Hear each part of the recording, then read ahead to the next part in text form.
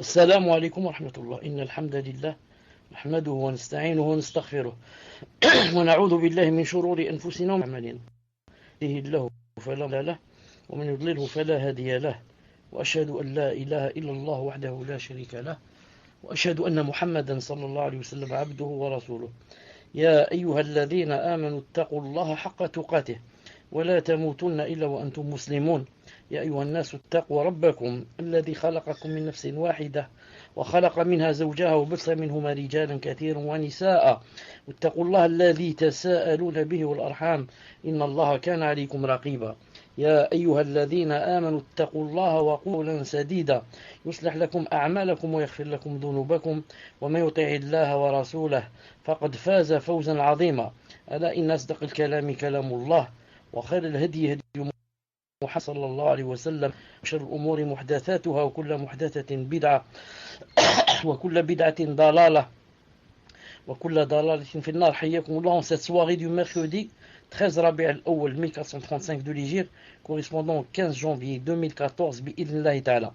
Nous sommes avec le 29e cours, bi'idhnillahi ta'ala, du dogme, du livre Le dogme du monothéisme de Cheikh Fawzan, hafidhahullah ta'ala. Puis le chapitre, inshallah ta'ala, c'est le jugement de la moquerie envers la religion et le jugement de la méprise de ces choses sacrées. Ces choses, c'est-à-dire les choses de la religion, le jugement de la moquerie envers la religion et le jugement de la méprise des choses sacrées de la religion. Cheikh Fawzan dit: se moquer de la religion est considéré comme une apostasie, et un renoncement total à l'islam. Allah Ta'ala a dit: وَلَئِنْ سَأَلْتَهُمْ لَيَقُولُنَّ إِنَّمَا كُنَّا نَخُوضُ وَنَلْعَبُ قُلْ أَبِ اللَّهِ وَآيَاتِهِ وَرَسُولِهِ كُنْتُمْ 9:65. C'est-à-dire, et s'ils interrogeaient, ils diraient très certainement: vraiment nous ne faisions que bavarder et jouer, plaisanter, c'est-à-dire. Dit: est-ce d'Allah Azza wa Jal, de ses versets et de son messager que vous vous moquez? Donc eux, ils ont dit: on bavardait, c'est tout, on plaisantait. Et Allah Ta'ala a répondu que le fait de faire cela, ça devient de la moquerie. Il a dit: est-ce d'Allah, de ses versets, son Coran et de son messager, il n'a pas plaisanté. Vous moquez, donc on ne plaisante pas dans des choses pareilles, même si vraiment c'était seulement la niyyah de plaisanter. Ce verset, dit Cheikh Fawzan hafidhahullah, ce verset montre clairement que la moquerie vis-à-vis d'Allah Azza wa Jal, de ses versets ou de son message, est une mécréance. Il montre clairement que la moquerie vis-à-vis d'Allah, de ses versets ou de son messager, est une mécréance. Celui qui se moque d'une de ces choses se moque en réalité de leur ensemble. Ce verset fut révélé suite à la moquerie des hypocrites envers le prophète sallallahu alayhi wa sallam et ses compagnons. Cheikh Fawzan hafidhahullah dit: la moquerie envers une de ces choses implique d'office le reste. La moquerie envers une de ces choses implique d'office le reste. Ainsi, ceux qui font peu de cas de l'unicité d'Allah Azza wa Jal et donnent une grande valeur à l'invocation des morts, lorsqu'on les appelle à reconnaître l'unicité d'Allah et à renier l'association à Allah, ils méprisent cela. À ce propos, Allah subhanahu wa ta'ala dit: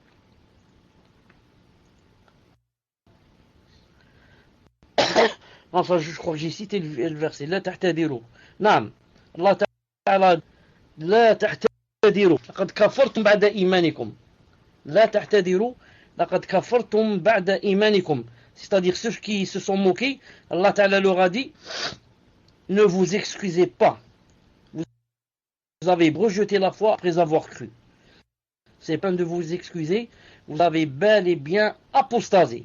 Naam, apostasie. Si nous pardonnons une partie des vôtres, nous en châtirons une autre pour avoir été des criminels.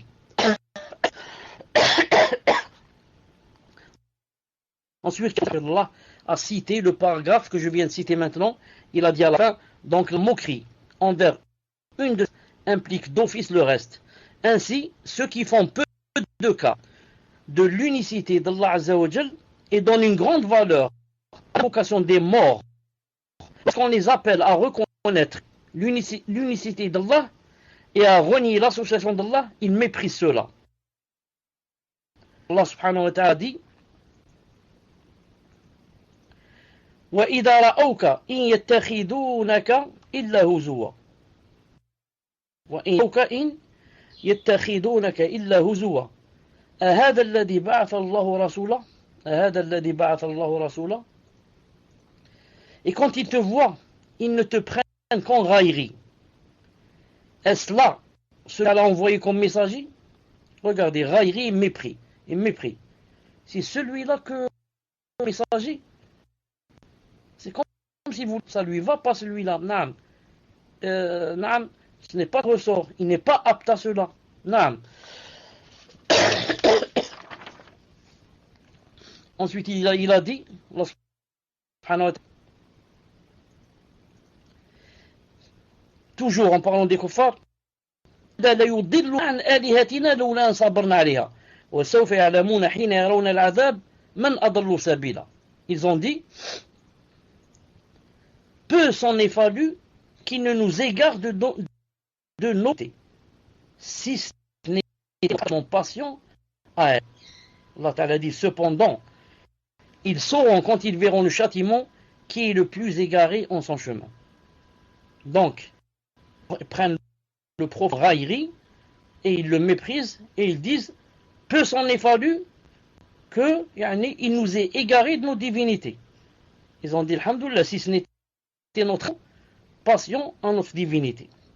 Allah Ta'ala leur a dit, on va voir, vous allez voir d'entre vous, est-ce que vous ou bien le prophète Islam est le plus égaré en son chemin? On va voir.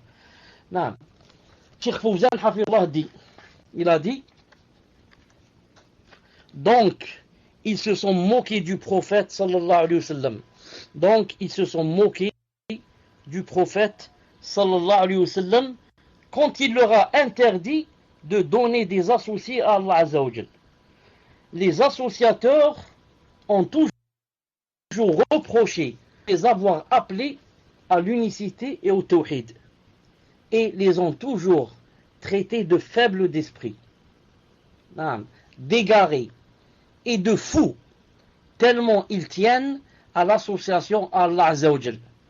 De la même façon, nous trouvons de nos jours, dit Cheikh Fawzan Hafidahullah, de la même façon, nous trouvons de nos jours leurs semblables qui se moquent de celui qui appelle à l'unicité au tawhid. À cause quoi?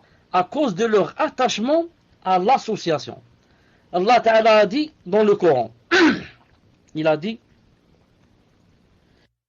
وَإِنْ يَتَّخِذُوا مِنْ دُونِ اللَّهِ أَنْدَادًا يُحِبُّونَهُمْ كَحُبِّ اللَّهِ. Al-Baqarah. Parmi les hommes, il en est qui prennent en dehors d'Allah des égaux à lui, en les aimant comme on aime Allah. Je dis, il y en a même qui non pas seulement les aiment comme on aime Allah subhanahu wa ta'ala, mais plus qu'on aime Allah. Plus. Il y en a certains, tu lui dis par exemple, il nie par exemple telle et telle chose, il la nie. Tu lui dis par exemple, jure par Allah Ta'ala que tu n'as pas fait cette chose. Il peut te jurer. Mais si tu lui dis, jure par exemple par telle mort, par tel qu'il appelle lui wali, par telle personne qui se trouve dans le tombeau, qu'il va aller par celui-là, il a peur. J'ai peur si je vais mais si je mens, afoun, mais si je jure par Allah, même si je mens, c'est pas grave. Comme ça il dit. A'udhu billah. Cheikh Fawzan dit, hafidahullah, il a dit, ainsi, celui qui aime une créature autant que Allah Azza wa Jal est un associateur. il faut différencier ici l'amour en Allah Azza wa Jal et l'amour avec Allah Azza wa Jal. Car ceux qui ont pris les tombeaux pour idoles se moquent de ce qui a trait à l'unicité d'Allah Azza wa Jal et à son adoration, et vénèrent ceux qu'ils ont désignés comme intercesseurs en dehors d'Allah Azza wa Jal. C'est pour ça il dit ici, l'un d'eux est capable de prêter un faux serment sur Allah Azza wa Jal, tandis qu'il n'oserait jurer au nom de son maître alors qu'il ment. D'autant plus que de nombreuses personnes de multiples groupes considèrent qu'implorer le secours de leur maître, que ce soit auprès de son tombeau ou ailleurs, leur est plus utile que d'invoquer Allah Azza wa Jal dans la mosquée par la nuit. Comme ça ils pensent. Ils pensent que implorer le secours de leur maître, que ce soit auprès du tombeau ou ailleurs, c'est plus utile et plus bénéfique que d'invoquer Allah Azza wa Jal dans la mosquée par la nuit. Ils se moquent de tous ceux qui se détournent de leur voie vers l'unicité. Et beaucoup d'entre eux s'écartent des mosquées pour remplir les tombeaux vénérés, comme les soufis, les rawafid. Les soufis et les rawafid. La prière à la mosquée, ça ne l'intéresse pas.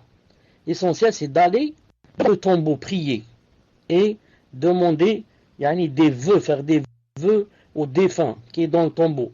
Alors les rawafid, c'est pas la peine d'en parler. Les rawafid, salat al-Jumu'ah, ils n'ont pas. Vous savez que les rawafid ne prient pas salat al-Jumu'ah. Ils disent il n'y a pas le gouverneur qui mérite cela, c'est-à-dire le Mahdi n'est pas encore venu. Et ils groupent entre les salats, tout le temps. Ils font salat subh, ensuite Zuhr et Asr en même temps, et Maghrib et Isha en même temps. Et même Yom al-Jumu'ah, il n'y a pas salat al-Jumu'ah. Zuhr et Asr, ils les groupent. C'est pour ça qu'une fois une personne de Belgique, où je ne me rappelle plus, quand j'étais au Koweït, elle m'a posé la question, elle m'a dit, c'est une sœur je crois, elle m'a dit mon mari va tout le temps à la mosquée, mais à longueur d'année, toute l'année, il groupe Zuhr et Asr, Maghrib et Isha. À longueur d'année, jamais sans rater un jour. Je lui ai dit donc il prie dans une mosquée de Shia, de Rawafid. C'est tout, il ne sait pas. Peut-être qu'il n'a pas de science. Naam. Cheikh Hafidallah, Cheikh Fawzan dit, en réalité, ceci n'est dû qu'au fait qu'ils prennent Allah Azza wa Jal, ses versets et son envoyé à la légère, et qu'ils donnent à l'association une grande valeur, chose très répandue chez les adorateurs des tombeaux de nos jours. Naam. Ils prennent Allah Azza wa Jal, ses versets et son messager à la légère. C'est pas très important. Mais le plus important, c'est qu'ils donnent au shirk une grande valeur. Et cette chose est très répandue chez les adorateurs des tombeaux de nos jours. Allah Azza wa Jal nous préserve. Ensuite, sachez, d'après Cheikh Fawzan Hafidahullah, que la moquerie vis-à-vis de la religion est de deux sortes. La moquerie vis-à-vis de la religion est de deux sortes. Si on fait l'une des deux sortes, on s'est moqué de la religion et par conséquent on a quitté l'islam. Donc c'est très important de connaître ces deux sortes de moqueries qui font sortir de l'islam. La première, la moquerie directe, al-istihza as-sarih. Et vous l'aurez compris que la deuxième va venir, c'est la moquerie indirecte. Donc la première moquerie, c'est quoi la première sorte? La moquerie directe. Al-istihza, la moquerie c'est sarih, sarih, direct. Cheikh Fawzan Hafidallah dit, la première, la moquerie directe, comme celle à propos de laquelle le verset cité ci-dessus fut révélé. Quand il leur a dit, ne vous excusez pas, etc. Il s'agit de leurs paroles. Qu'est-ce qu'ils ont dit? Qu'est-ce qu'ils ont dit, Afwan? Ils ont dit, nous n'avons jamais vu de gens plus mangeurs et plus menteurs. Nous n'avons jamais vu de gens plus mangeurs, plus menteurs et plus lâches lors du combat que nos lecteurs du Coran. Les lecteurs du Coran, c'était qui? C'est les Sahaba, qui étaient avec le prophète sallallahu alayhi wa sallam, et ils voulaient même dire le prophète sallallahu alayhi wa sallam avec eux. Nous n'avons jamais vu de gens plus mangeurs, ils mangent beaucoup, ils mentent, ils sont des lâches lors du combat. Et c'est ici qu'est descendu le verset. Dites, est-ce que vous moquez d'Allah, de son messager, ces versets? Et ensuite, il leur a dit, ne vous excusez pas. Vous avez apostasé, vous avez renié la foi. Donc, ils ont dit trois choses vraiment graves.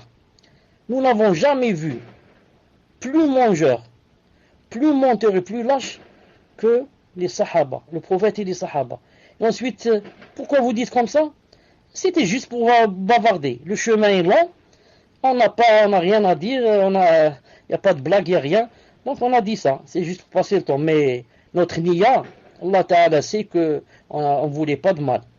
C'était juste pour passer le temps. Allah Ta'ala a dit, vous vous moquez de ces versets, de son messager. Ça y est, vous avez apostasé. Tu dis comme ça. Alors qu'en est-il des rawafid qui disent carrément que les sahaba sont des kuffars? A'oudou billah. A'oudou billah.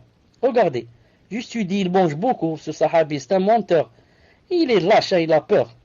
Khlas, ici en apostasie, a'oudou billah. Qu'en est-il maintenant que tu dises carrément ce sont des kuffars? Al-Muhim, qu'Allah Ta'ala nous préserve. Le Cheikh Fawzan Hafidhullah dit, ou tout autre propos dans ce genre, tel que la parole de certains. Que disent certains? Écoutez ce qu'ils disent. Votre religion est une 5e école juridique.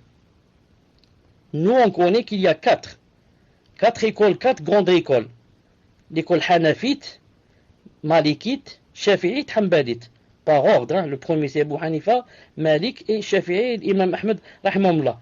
Vous c'est une 5e école, votre école. Vous avez ramené quelque chose de nouveau. Naam. Cheikh dit, ou alors, le fait de dire, votre religion est archaïque. Maintenant, les gens sont montés sur la Lune. Ils vont bientôt monter sur Mars. La technologie de pointe. Webcam, mais je ne sais pas quoi, et WhatsApp, et Viber, et je ne sais quoi. Et vous parlez toujours pour mettre djilbab, pour mettre la barbe. C'est haram, la musique est haram, tout est haram. Et avec ta religion, va jouer. C'est archaïque, mon vieux. Il faut te réveiller, mon fils. Réveille-toi, tu dors. Regarde les Américains, ce qu'ils ont fait. Regarde les Japonais, ce qu'ils ont construit. Regarde les Russes, ce qu'ils ont fait. Toi, tu dors. Va dormir, mon fils. Va dormir dans la mosquée. Va dormir. Votre religion est archaïque. Naam. Ou encore, lorsque certains voient ceux qui ordonnent le bien et interdisent le mal, qu'est-ce qu'ils disent en se moquant? Ils disent, les gens de la religion vous rendent visite. Oh, tu dis, regarde, voilà les gens qui sont venus te rendre visite. Ils les appellent Za'ma, les gens de la religion. Regardez, ils sont venus dire que c'est haram la mixité, ceci, cela. Donc, ce sont les gens de la religion Za'ma. Comme ça, ils disent. Ou, il a dit, Cheikh Rahimahullah et Hafidullah, et autre parole, que l'on ne peut dénombrer qu'avec difficulté, et qui sont pires que la parole de ceux à propos desquels le verset a été révélé. C'est pire. Les autres, qu'est-ce qu'ils ont dit? Tout juste, ils ont dit qu'ils mangent beaucoup, ils ont peur dans le combat. Et la troisième chose, qu'est-ce qu'ils ont dit?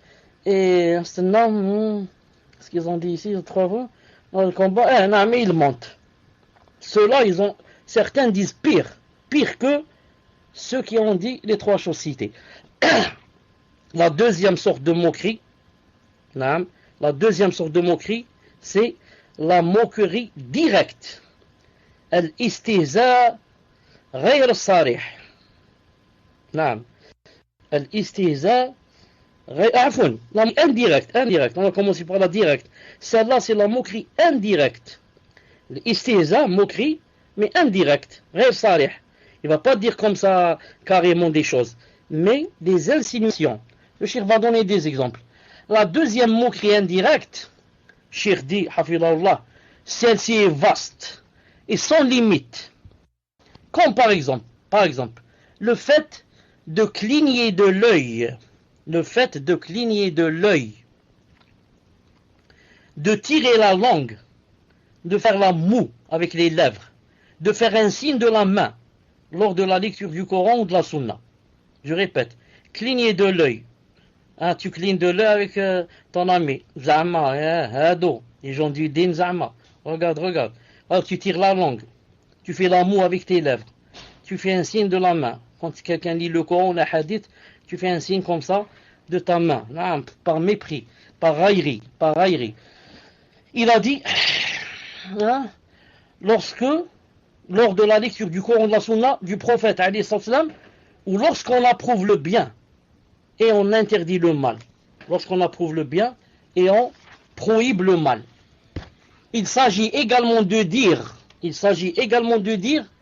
que l'islam, écoutez ce qu'il dit, le fait de dire que l'islam n'est plus valable au XXIe siècle. L'islam n'est plus valable au XXIe siècle. L'islam, mes enfants, l'islam, c'est venu pour le temps du prophète sallallahu alayhi wa sallam et des arabes qui étaient quoi? Qui étaient analphabètes. Maintenant, c'est dépassé. Ils ne peuvent pas marcher avec la modernité maintenant. Maintenant, c'est l'émancipation. Tout est permis, il n'y a plus de haram. Pornographie, ceci, cela. Non, l'islam ne peut pas marcher avec. Miskin, l'islam, c'est quoi? Il marche avec les siècles de l'obscurantisme et de l'obscurité aussi, des ténèbres. Non. Quand je dis comme ça, si jamais quelqu'un va entendre seulement ce passage, peut-être qu'il croit que ce que je suis en train de dire comme ça, alors que bien sûr je suis en train de dire ce que disent les autres. C'est pour ça qu'on dit que celui qui rapporte le coffre, celui qui dit que Pharaon a dit je suis votre Dieu. Moi je ne deviens pas kafir. C'est le Pharaon qui est kafir. Parce que je rapporte ce qu'il a dit, c'est tout. Une sœur a dit à une de mes filles, elle lui a dit, jamais je suis rentré dans le pasteur. Une seule fois, je suis rentré, j'ai écouté un cours. Ma fille lui a dit, qu'est-ce que tu as compris? Qu'est-ce qu'il a dit? Elle a dit, j'ai entendu seulement une seule phrase. Elle lui a dit, d'accord, qu'est-ce qu'il a dit dans cette phrase? C'est ma fille qui lui demande. Elle lui a dit, je l'ai entendu dire, Alhamdulillah, que je ne suis pas salafi. Alhamdulillah, que je ne suis pas salafi. J'ai ri, j'ai dit, subhanallah l'azim. C'est pas vraiment, très grave, trop grave. Non. Et la sœur qui a entendu ne comprend pas français, comprend seulement l'arabe. Et elle a dit, j'ai entendu cette phrase, il a dit, alhamdulillah, que je ne suis pas salafi. Donc, pourquoi je dis cela? Peut-être que je faisais comme je fais maintenant. J'étais en train de dire que certains gens disent, alhamdulillah, je ne suis pas salafi. Et elle a entendu seulement cette phrase. Et, qaddar Allahu ma shafa'al. Al-Muhim. On revient à ce qu'on disait. Donc, le fait de dire quoi? Le fait de dire que l'islam ne marche pas avec le 21e siècle. Et aussi, de dire que l'islam est une décadence et un retour au passé. Ya Jama'a, nous on veut avancer. Et ces gens-là veulent nous faire, rebrousser chemin. Ils veulent qu'on aille marche arrière. Au lieu d'avancer et demander la science, la technologie, comment monter sur Mars, monter sur Jupiter, je ne sais où, ceux-là, ils veulent revenir marche arrière. Et on va, comme ça ils disent, on ne va plus monter sur la Mercedes, on doit monter sur un âne. Non. Ils veulent qu'on reste au même point. Non, s'ils veulent qu'on reste au même point, ils disent, Masha'Allah. Mais ceux-là, ils veulent revenir marche arrière, c'est plus grave. La Mercedes et la Q5 ou la Q6, ça y est, c'est interdit. Il faut monter sur l'âne et le chameau. Non. Voilà, Q7 maintenant. Enfin, il ne faut pas écrire avec un stylo. Il faut une plume. Tu prends une poule, si tu as une poule, tu lui enlèves une plume et fabrique de l'encre à la maison avec je ne sais pas quoi, du charbon et de l'eau et tu écris. Tu envoies une lettre. Il n'y a plus de mail ou là je ne sais quoi. Comme ça, beaucoup de gens disent que Allah Ta'ala nous préserve. Le fait aussi de dire quoi? dire que l'islam comporte de la cruauté et de la barbarie dans son code pénal. Oh, les lois de l'islam, oh, c'est grave, c'est grave.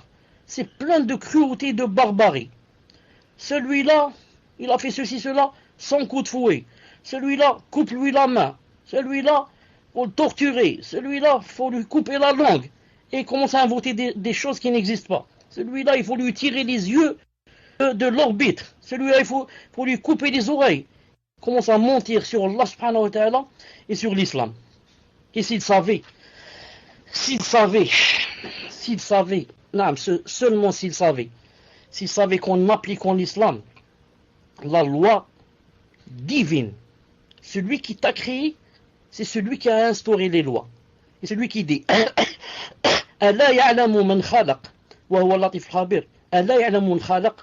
c'est-à-dire celui qui a créé, ne connaît-il pas?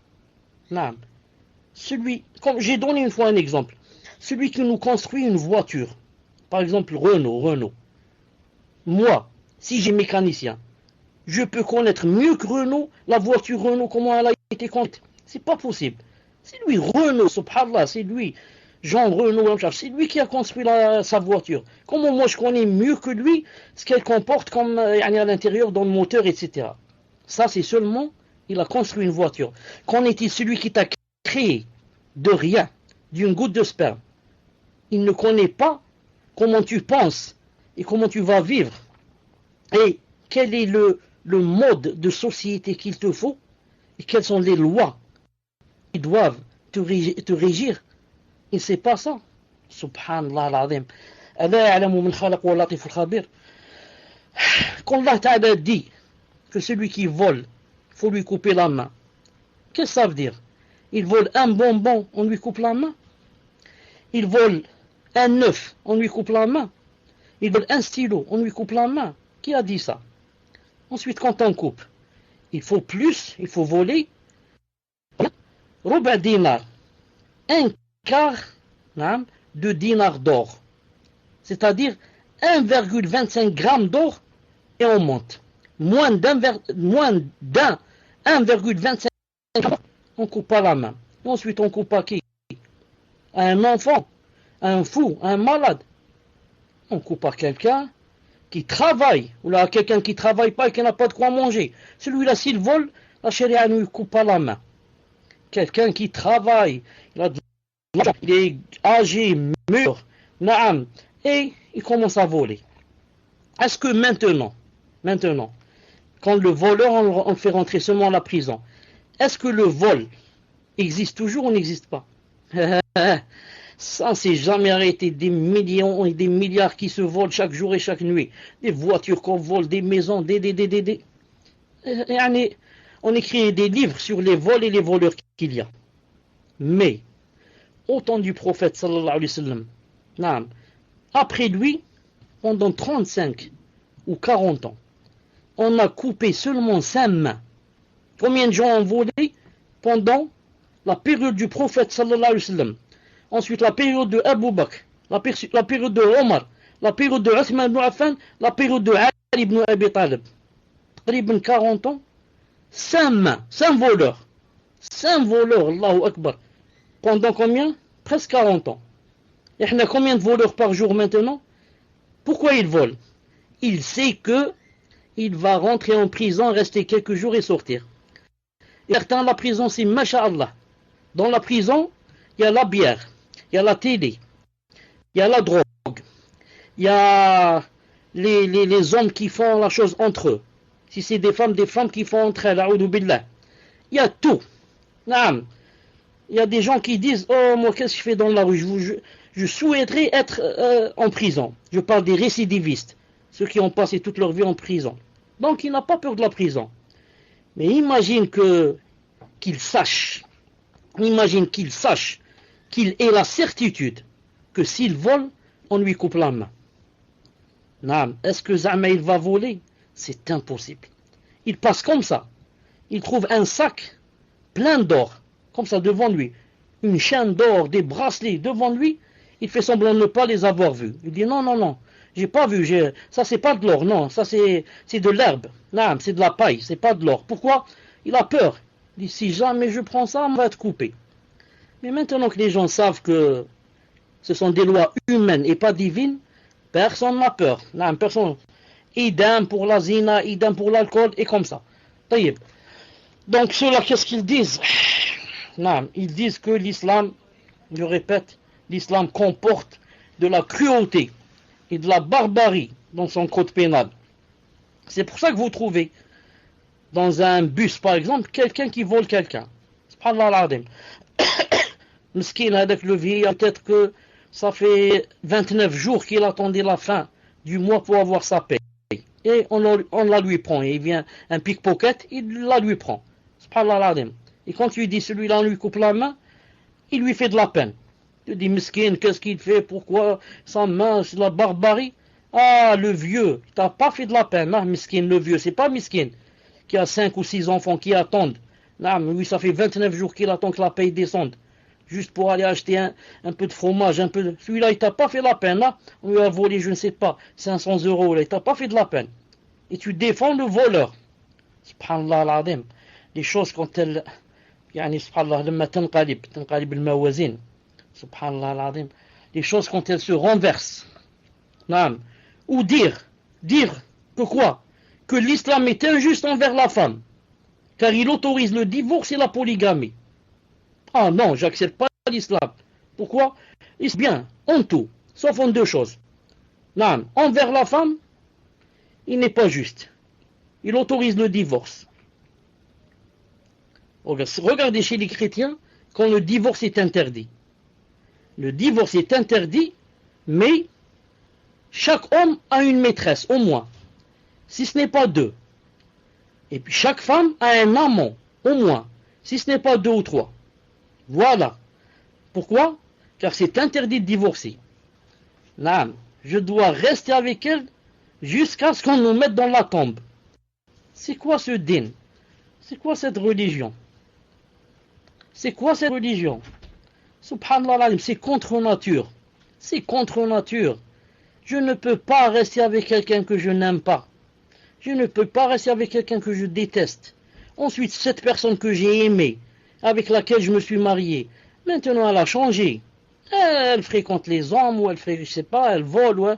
Donc ça change, mais c'est. Comment tu veux me contraindre à rester avec cette personne? Subhanallah al-Azim.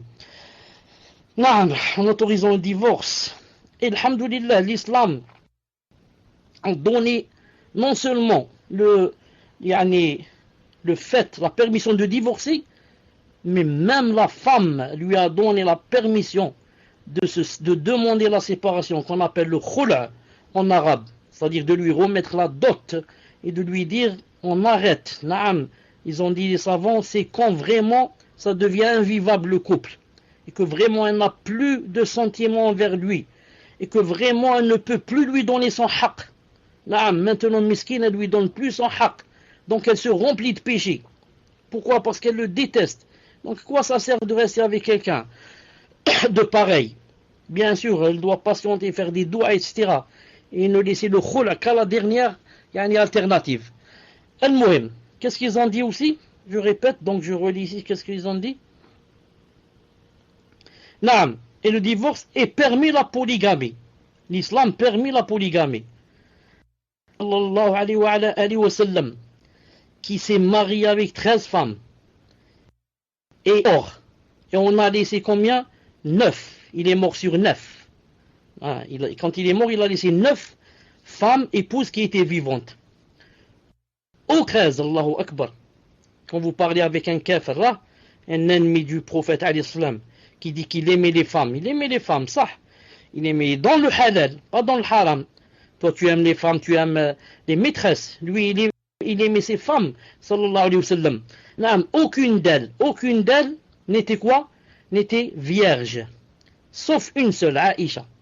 Toutes les autres, 12 autres, toutes déjà mariées.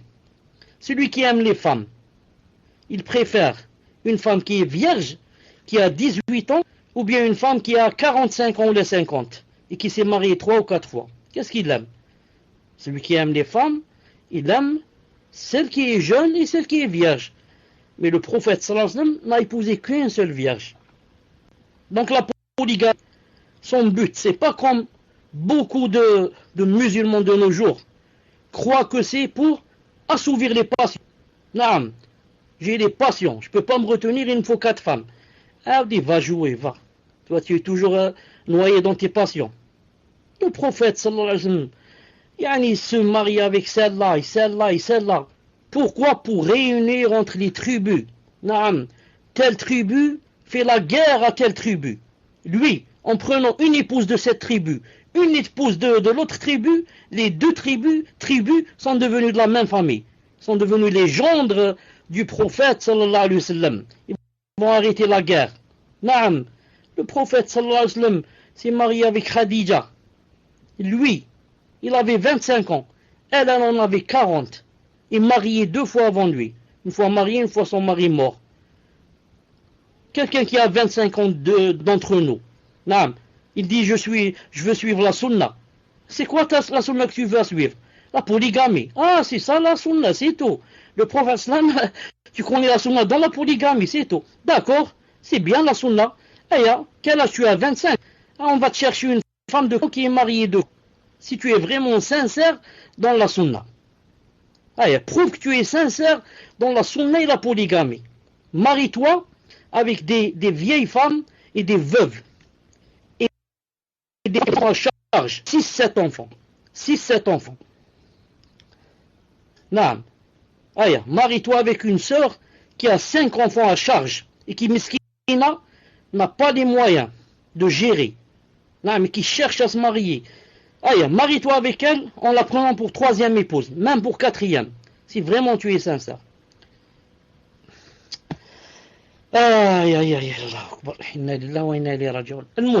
المهم, pour vous dire que vraiment on est loin de la vraie compréhension de la polygamie. Qu'est-ce qu'il a dit ici? Ensuite, il y a autre chose aussi. Le fait de dire que les lois instituées pour les hommes, par les hommes, sont meilleures pour les gens que celles de l'islam. Il y a une faute ici. Dire que les lois instituées par les hommes, sont meilleures pour les gens que les lois qui viennent d'Allah Azza wa Jal. Subhanallah al-Azim. Ça c'est vraiment très grave. Un homme qui fait une loi, cette loi peut être mieux que la loi d'Allah. Si tu nous dis, elle peut être égale à la loi d'Allah, déjà tu es loin, tu es devenu kafir. Qu'en est-il maintenant? Tu vas dire que elle est mieux que la loi d'Allah. Dis-moi, celui qui a institué la loi pour les hommes, et qui est un homme comme nous, un homme ou une femme, naam. Donc c'est quelqu'un ou un groupe de gens qui se sont assis dans le Parlement par exemple, et qui ont institué des lois de mariage pour tous, etc. etc. Celui qui institue une loi, c'est qui? C'est un homme comme moi. Il pense comme moi. Il est faible, il tombe malade. Si c'est une femme, elle a les monstres, les lochis. Il va aux toilettes. Non, il va aux toilettes. Il tremble, il ment, et ceci. Celui-là, il peut faire une loi pour moi. Il peut pas. Celui qui fait une loi, il faut qu'il soit plus haut que moi. Vous comprenez? Le créateur, le créateur fait des lois. C'est pas quelqu'un comme moi qui va me faire des lois. On ne sera jamais d'accord pour les lois. Lui, il me dit, c'est noir, moi je lui dis non. La loi, il faut qu'elle soit blanche. Lui, il dit, c'est interdit, non, je lui dis, il faut que ça soit permis. Et comme ça, c'est pour ça, qu'est-ce que vous voyez dans les parlements? Qu'est-ce qui se passe? Toujours la bagarre dans le Parlement. Parlement, la bagarre, avec des coups de poing et des coups de pied. Ils ne sont pas d'accord. Non. Al-Muhim. Personne qui dit que une loi humaine peut être mieux qu'une loi divine, la moindre des choses qu'on puisse dire sur cette personne, la moindre des choses, c'est que vraiment elle ne connaît rien à la loi divine. Elle n'a rien compris en l'islam. Naam, elle ne connaît rien dans la charia. Ne connaît pas la sagesse de la charia. Ne connaît pas la science d'Allah Ta'ala, la vaste science. Lui, Azza wa Jal, il nous a un des lois dans son Coran. C'est un djahil celui-là. Le cheikh dit, quant à celui, le cheikh dit, quant à celui qui l'unicité d'Allah. Vous m'entendez pas? Vous m'entendez? Jean Taïb, alhamdulillah. A dit, le texte, ma'alish, il y avait pas, je me suis trompé. Quant à celui qui appelle au tout, en dénonçant l'adoration des tombeaux et des mausolées, ils disent que c'est un extrémiste, qu'il veut diviser les musulmans, ou alors c'est un wahhabite, ou il appartient à une 5e école, et d'autres paroles semblables qui sont toutes une insulte à la religion et ses adeptes, et une moquerie de l'authentique. Et la hawla wa la quwwata illa billah, dit le cheikh. Il a dit la moquerie indirecte est aussi le fait de se moquer de ceux qui s'attachent à une tradition prophétique, en disant par exemple, écoutez ce qu'ils disent. Donc moi j'ai oublié d'écrire cette phrase. Ils disent, la religion ne s'arrête pas au poil. La religion ne s'arrête pas au poil, par moquerie pour la barbe et d'autres propos impudents. Naam, te vois avec la barbe, te dit écoute, ou là il dit à son ami, la religion ne s'arrête pas au poil. Naam, il voit une femme avec un djilbab, il dit à son ami, ou là elle dit à son ami, l'habit ne fait pas le moine. Naam, c'est pas parce qu'elle a le djilbab qu'elle va rentrer au paradis. Moi je n'ai ni djilbab ni voile, mais je serai en paradis. Comme ça elle va dire. Et une autre personne va dire, la barbe, naam, il ne faut pas s'arrêter au poil. La barbe, c'est rien. Moi, je ne prie pas et je suis sûr que je serai avant ce barbu dans le paradis. Moi, je prie pas. Et tu me vois, hein, regarde, Mahmoud, ou là, comment tu t'appelles, hein, tu me vois, je suis avec ma petite bière là devant moi, ma petite bière, mais moi, je fais jamais de mal à personne. Et je vais devancer ce barbu dans le paradis. Tu vas voir, Mahmoud, hein, je vais te rappeler. Je vais te rappeler. Avec ma petite bière et je serai avant lui dans le paradis. Comme ça il pense. Tamla il s'appelle Mahmoud. Hein? Je parle pas de toi Mahmoud. Non, comme ça il dit je appelle la phrase ici qu'a dit Cheikh Fawzan. Voilà, mon cœur est blanc. Allah Ta'ala sait ce qu'il y a dans les cœurs. Et les actes dépendent des intentions. Alhamdulillah. Tout le monde connaît ce hadith. Innamal a'mal bin niyat. Wa li kulli mri'in ma nawa. Faman kant hijratuhu ila Allah wa rasulihi. Et la fin du hadith. Tout le monde le connaît. Les actes dépendent des intentions. Allah Ta'ala connaît les intentions. Il sait que moi je suis quelqu'un de gentil. J'ai un cœur blanc. Jamais je ne fais de mal. Mon voisin, je l'aime. Quand je lui envoie un peu de shorba, un peu de ceci, un peu de couscous.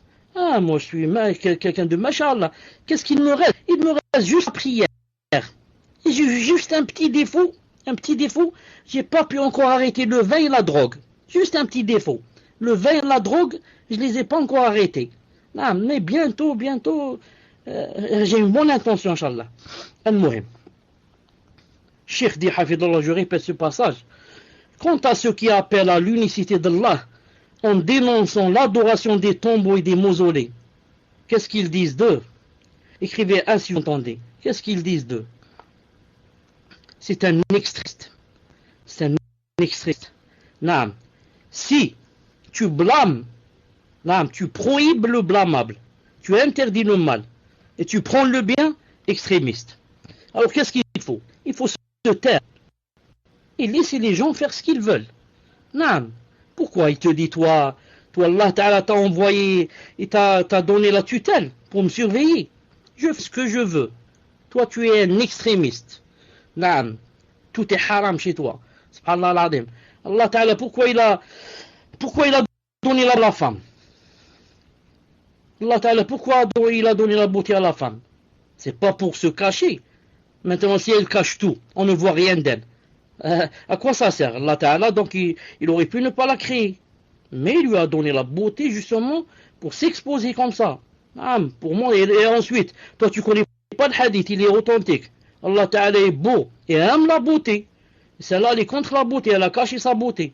Ah non, non, ce sont des extrémistes. Ou alors, qu'est-ce qu'il a dit ici? Ou alors, c'est quelqu'un qui veut diviser l'unité des musulmans. Allahu Akbar. Ah, mais il faut te taire. Dès que tu dis ça, ça marche pas, c'est haram, oh, il va nous diviser. Il va faire la fitna. Comme disait Hassan Benna. Hassan Benna, le grand chef des frères musulmans.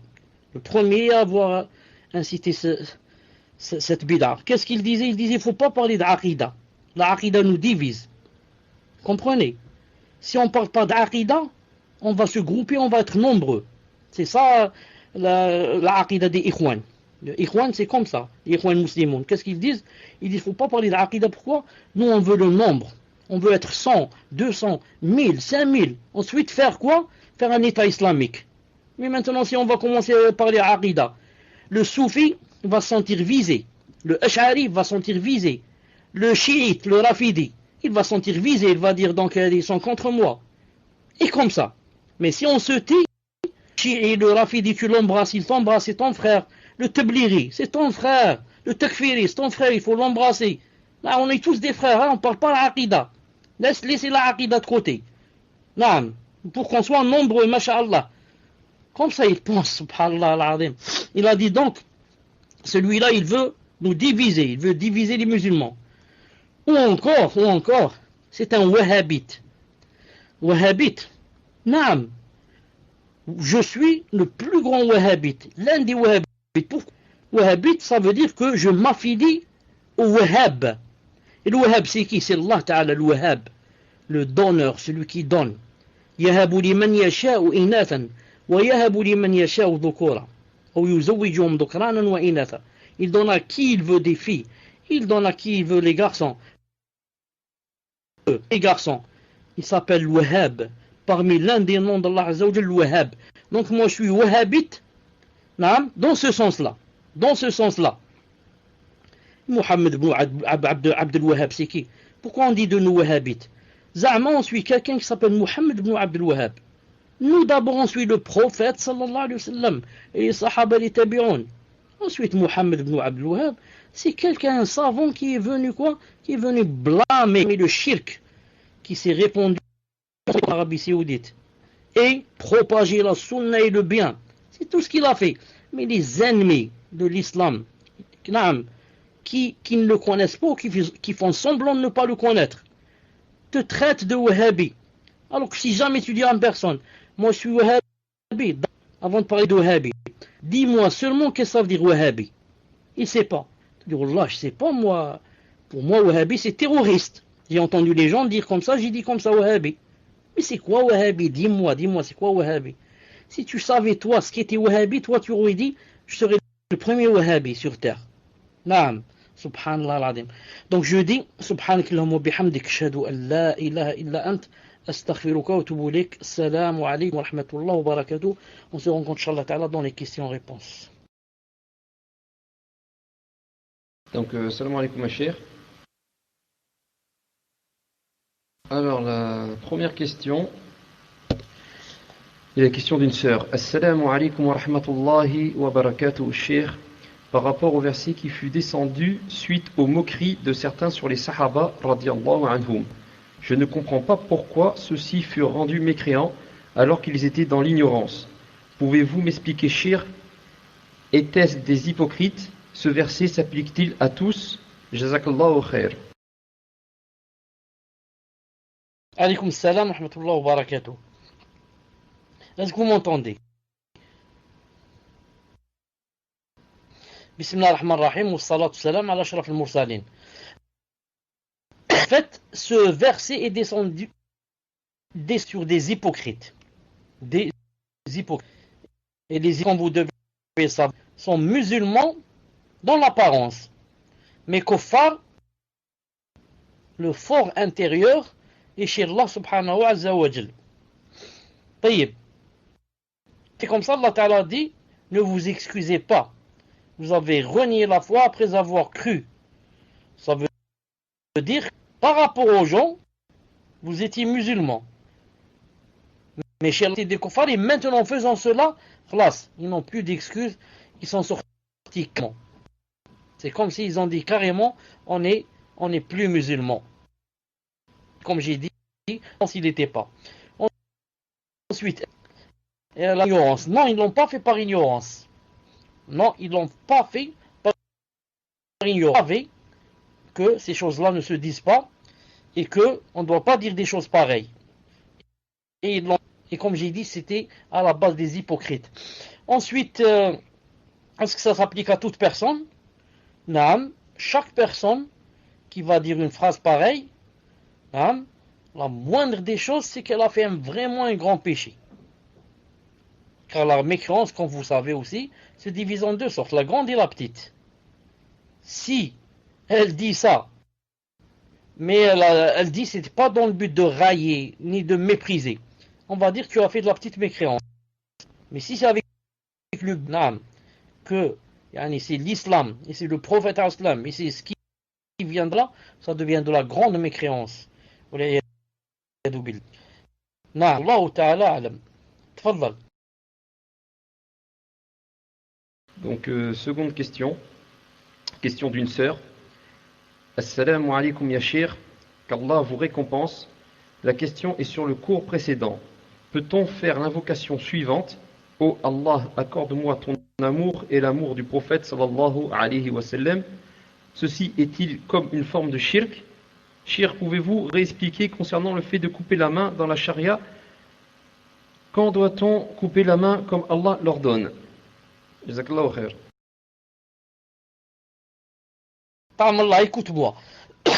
La deuxième question, reprends-moi si je me suis trompé.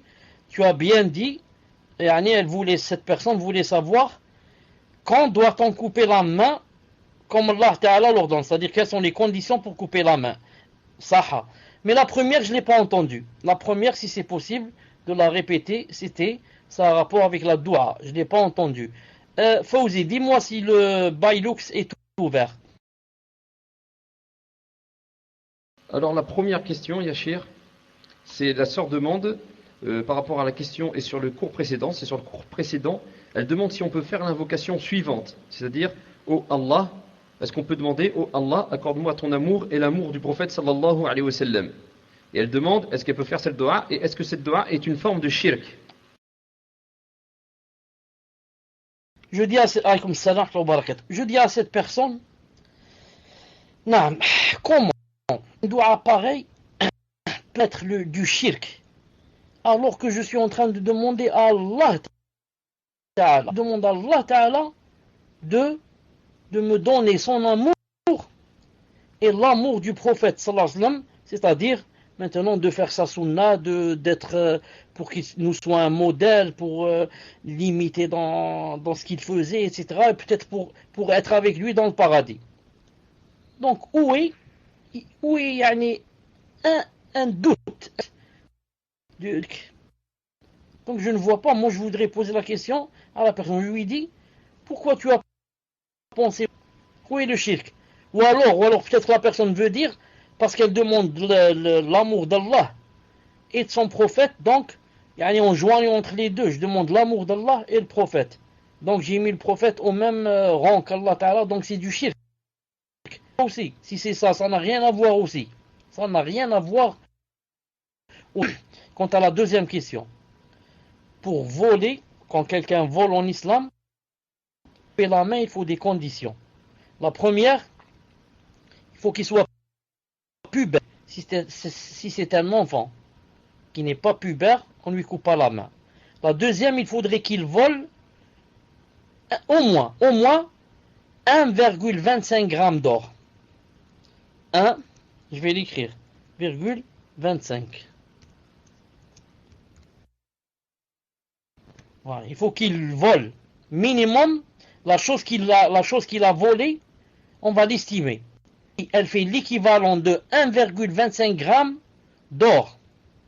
1,25 g, 24 carats. 24 carats d'or pur. Et plus, donc, il a rempli la deuxième condition. Donc, pubère, il vole plus de 1,25 g. Troisièmement, il n'est pas dans la contrainte. Par exemple, le prophète islam a dit, on ne coupe pas les mains. Non, on ne coupe pas les mains quand on est par exemple dans une bataille. Oula. Pourquoi? Parce que là-bas, si jamais tu coupes la main de quelqu'un qui vole, par exemple, déjà les kuffars ou là, qu'est-ce qu'ils vont dire? Ils vont dire, ah, donc on rentre pas en islam. Ça fait fuir les gens. Et de l'autre côté, celui auquel tu as coupé la main, qu'est-ce qu'il va faire? Il va rejoindre le camp des ennemis. Il va dire, ah bon, on m'a coupé la main, je vais vous montrer. Il va de l'autre côté des ennemis. Et ensuite, quand on est dans la bataille, etc., on n'a pas les provisions qu'il faut, etc., il se peut que la personne soit contrainte. Donc on ne coupe pas la main dans la contrainte. Pas la main dans la contrainte. Non. Ce sont les 3 grandes conditions pour pouvoir couper la main à quelqu'un. Et bien sûr, c'est pas la peine de vous dire qu'il ne faut pas qu'il soit un fou, il ne faut pas qu'il soit quelqu'un qui a perdu la raison, il faut pas, hein, il faut qu'il remplisse les conditions, il sait ce qu'il est en train de faire. Il n'est pas dans la contrainte. Tfadal. Barakallahu fik ya Cheikh. On a très bien compris, jazakallahu khair. Donc la troisième question d'une sœur. Assalamu alaikum. Oui, Afwan pour l'embarras, car avant qu'on passe à une autre question, je viens de me rappeler une chose, donc une chose qui a rapport avec ce qu'on est en train de dire. En son contexte, plutôt que de la faire sortir. Beaucoup de gens ne savent pas, par exemple, que parmi les conditions aussi, pour couper la main du voleur, il faut que la chose qui soit volée, et qui bien sûr coûte au moins l'équivalent de 1 euro, doit être dans un endroit, comment on dit ça, un endroit, en arabe on dit fi hirz, elle doit être fi hirz, en français à peu près, hein. C'est-à-dire que la chose qu'on a volée ne doit pas être, disons, exposée, mais elle doit être protégée. Je donne un exemple. Je donne une femme qui sort dans la rue avec une chaîne en or autour de son cou qui pèse 10 grammes. Et il y a quelqu'un qui vient en face d'elle, il met sa main sur son cou, tire la chaîne, il la prend dans sa main et court. On l'attrape. On ne lui coupe pas sa main. Pourquoi? La chaîne n'était pas protégée. Tu l'as exposée devant quelqu'un qui est un voleur et tu lui as dit, regarde la belle chaîne que j'ai, pourquoi tu la voles pas? Et il l'a volée. Quand il a vu, ses yeux ont tourné. Lui qui n'a aucun sou dans sa poche, toi tu viens avec ta chaîne qui coûte, je sais pas, 1000 euros, la 2000, ensuite tu dis pourquoi il me l'a volée. Par contre, s'il a détruit la porte de la maison et il est rentré voler la chaîne, là on va lui couper la main. Vous avez compris? Parce que la chaîne dans la maison elle est protégée.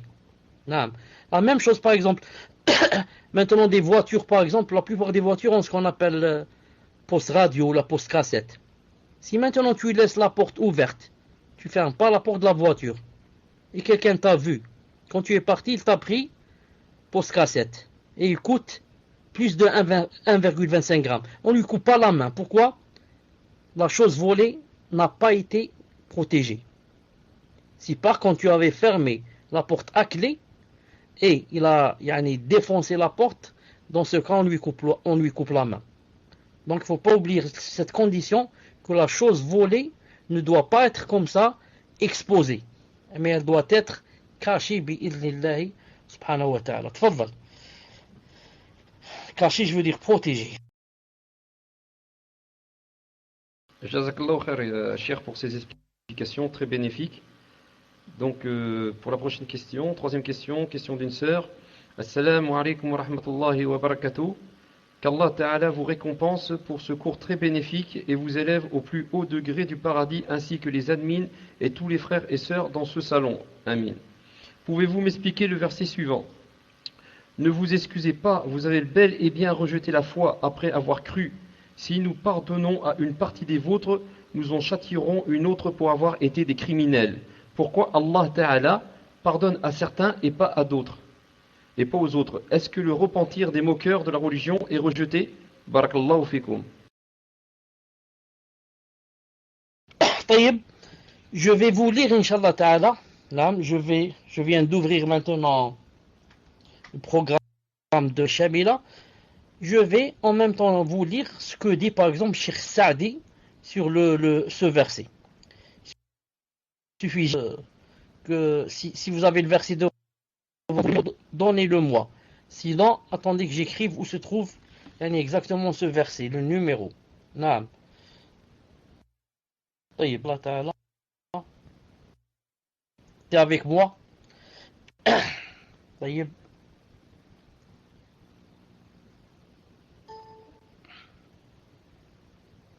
Une seconde.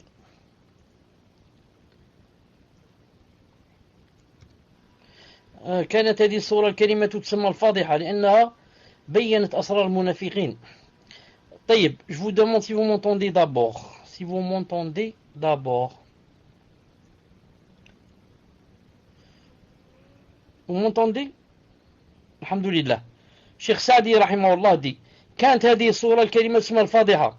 Cette surah, elle s'appelait le Fadiha. Le Fadiha, c'est celle qui dévoile, la dévoileuse, si je puis dire.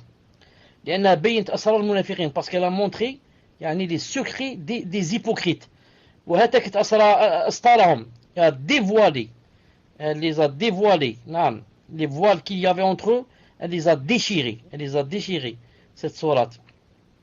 فما زال الله يقول ومنهم ويذكر وصفهم. الله سبحانه وتعالى disait, et il y en a parmi eux qui font cela, parmi eux qui font ceci, cela, ويذكر أوصافهم, et il cite leur description. إلا أنه لم يعين أشخاصهم لفائدتين, mais il n'a pas cité leur nom pour deux raisons. La première, أن الله ستير يحب الستر على عباده. La première, car Allah subhanahu wa ta'ala aime ne pas dévoiler. Aime Allah subhanahu wa ta'ala, parmi ses noms, il s'appelle Sitir. Sitir, celui qui, disons, te cache tes défauts. C'est la première cause pour laquelle Allah subhanahu wa ta'ala n'a pas ce nom de ces gens-là. Munafiqin, il aurait pu le faire. La deuxième, وثانية, أن الذم على من اتصف بذلك الوصف من المنافقين الذين توجه إليهم الخطاب وغيرهم إلى يوم القيامة. فكان ذكر الوصف أعم وأنسب حتى خافوا غاية الخوف. نعم. La deuxième, il dit, pourquoi il n'a pas cité les noms des munafiqin ou bien de ceux qui ont dit cela? Il a dit, parce que l'essentiel, c'est que, pour montrer que toute personne qui fait cela, elle rentre dans le châtiment. Car il cite seulement le nom. S'il cite seulement les noms, tous les autres vont dire quoi? Vont dire, Alhamdulillah, il ne nous a pas cité. Il parlait des autres. Le châtiment ne nous concerne pas. Mais s'il laisse comme ça en général, il dit que toute personne qui dit comme ça a un micro. Alors là, chaque personne aura peur de dire la même chose, de dire cette chose plutôt. Une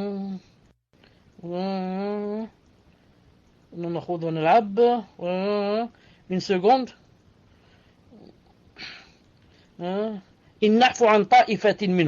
Si on pardonne à une frange d'entre eux ou là,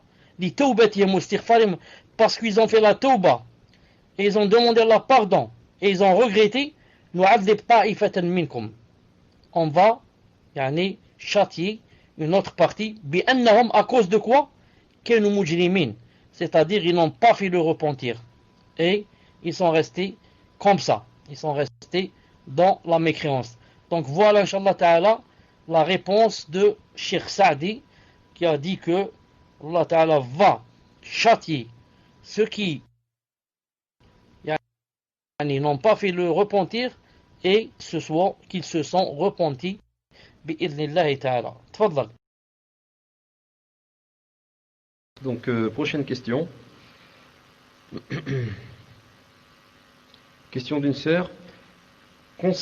Assalamu alaikum, concernant les gens qui n'acceptent pas que la vraie voie, concernant les gens qui n'acceptent pas que la vraie voie est celle des salaf sarih et qui disent que le salafisme est une secte, est-ce qu'on a le droit de dire que ces gens-là sont comme ceux qui disent et qui pensent que l'islam est une mauvaise religion sans savoir vraiment ce qu'est l'islam? Barakallahu fik. Afwan, cher frère, il y avait des coupures. Donc tu as dit que ceux qui disent que ce sont des salafistes, etc. Est-ce qu'on peut dire d'eux quoi? C'est là que j'ai pas entendu. Tfadal. Donc, Naam, donc la sœur demande, est-ce qu'on a le droit de dire que ces gens-là, ceux qui disent que par rapport aux salafis, est-ce qu'on a le droit de dire que ces gens-là sont comme ceux qui disent et qui pensent que l'islam est une mauvaise religion sans savoir vraiment ce qui est l'islam, sans savoir vraiment ce qu'est l'islam? Ceux qui critiquent les salafis, en fait, ce n'est pas une seule frange, ou un seul groupe. Il y en a plusieurs. Il y en a parmi les musulmans.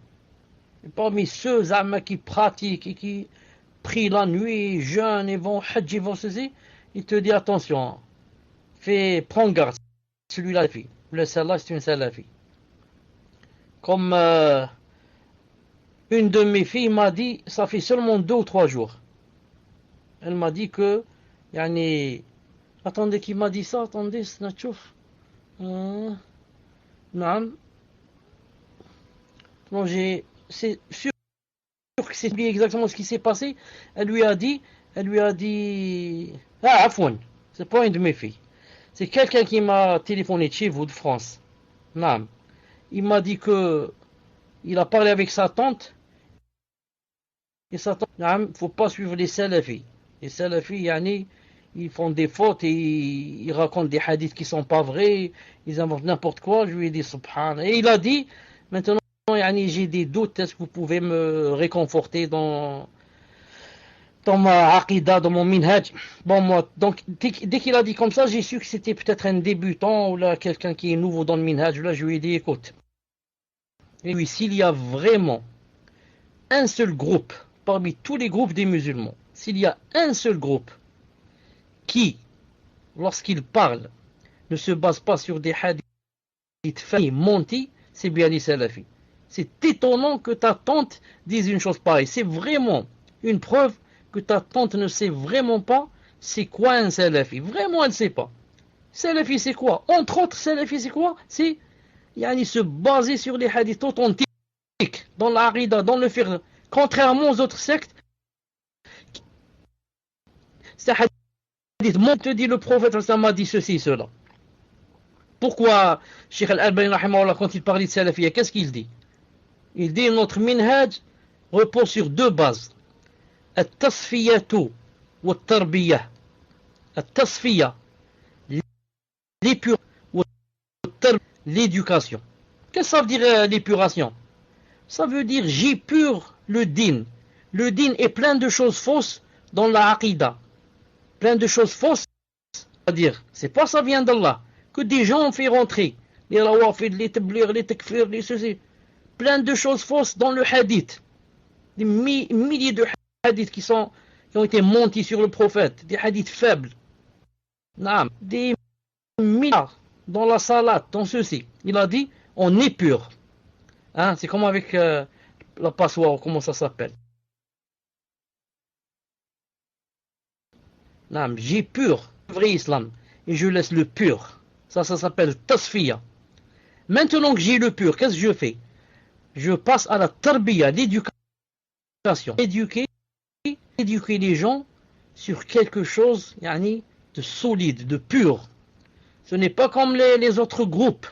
Tablir, Ikhwan, Takfir, les autres. Qu'est-ce qu'ils font? Ils ne s'occupent pas de l'épuration. Il prend tout ce qu'il a devant lui. Bid'a, que ce soit je ne sais quoi, une histoire qui n'existe pas, le verset, son explication n'est pas authentique. Il dit n'importe quoi, il propage n'importe quoi, il dit Allah Ta'ala a dit. Vous avez compris la grande différence. Donc je reviens jeudi. Celui qui parle de la salafiyya, donc ça dépend c'est qui cette personne. Des fois c'est une personne qui est même mécréante. La personne est mécréante et elle te dit les salafis, les salafistes. Non, je ne sais où, les salafistes veulent faire ceci, cela. Tu lui demandes c'est quoi salafi, il te dit c'est terroriste, c'est djilbab, c'est la barbe. C'est ça salafiste. Non. Donc, celui qui critique les salafis aura un péché d'après l'ignorance. Ça dépend. Plus tu sais qui sont le vrai chemin et le vrai ménage et tu les critiques, plus le péché est grand. Et plus tu es un ignorant, un loin du din, peut-être ton péché va être moins que celui qui sait la vérité et la cache. Qu'Allah Ta'ala nous préserve. Tfaddal. Cheikh, juste pour vous dire que le son coupe de temps en temps, le son coupe, et des fois ça revient bien, mais quand même ça coupe un peu. Donc, est-ce que vous préférez continuer ou sortir et revenir? Parce qu'on m'a dit en PV, on me dit en PV que ça coupe aussi. Salam alaikum wa rahmatullah. Je crois, Wallahu alam, c'est ce qu'on m'a dit certains, Wallahu ta'ala alam, je crois que quand le salon atteint 250, je crois qu'il commence à faire des problèmes. Wallahu ta'ala alam. Tfaddal. Naam, cher, c'est fort possible que ça soit dû à la capacité du salon. Donc, prochaine question, question d'un frère. Assalamu alaikum, cher, qu'Allah vous préserve. Le fait de se moquer de l'islam ou d'Allah fait sortir de l'islam. Y a-t-il dans le fait de se moquer l'excuse par ignorance? Al-udhur bil-jahl. Al-udhur bil-jahl. Barakallahu fik. Je dis, Wallahu ta'ala alam, se moquer d'Allah Azza wa Jal, ou de son messager, ou de ses versets, il n'y a pas d'excuse. Naam. Quand est-ce qu'il y a l'excuse? Quand tu ne savais pas que, par exemple, c'était inversé. Tu croyais que c'était de la poésie. Tu dis, c'est quoi et tu critiques. Ensuite, on te dit, attention, c'est inversé. Ah, tu dis, je ne savais pas. Tu croyais que c'était de la poésie, par exemple. Tu avais compris. Tu te moques d'un hadith, mais tu ne savais pas que c'était un hadith. Par exemple. Naam. Mais si quelqu'un lui dit, Allah Ta'ala, et le prophète a dit dans Sahih al-Bukhari, et il te dit qu'il a joué ton prophète. Naam. Une fois, on m'a invité comme ça à faire un petit rappel, comme ça, chez quelqu'un, dans un ami. Chez un ami. Et subhanallah al-azim, quand on s'est assis, on n'était pas beaucoup, 10, 20, je ne me rappelle plus. Ensuite, celui qui m'a invité, il y avait son oncle avec lui. Et son oncle, maintenant j'ai oublié, je crois qu'avant de rentrer, il m'a dit mon oncle, c'est quelqu'un de vraiment, qu'Allah Ta'ala lui pardonne, il m'a dit. Vraiment contre. Quand on s'est assis, j'ai commencé à parler, j'ai dit le prophète, sallallahu alayhi wa sallam, m'a dit que l'islam se divisait en, par exemple, 70 rameaux. Ou l'iman se divisait en 70 rameaux. 62, 72, dans différentes versions. Rameau, le hadith, qu'est-ce qu'il a dit en arabe? Il a dit shu'ba. Je vous écris le mot.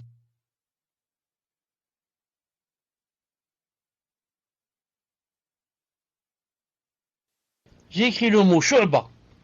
70 shu'ba. Taïb. Une seconde. Je vais vous dire ce qu'a dit cet homme. Je vais vous dire ce qu'il a dit.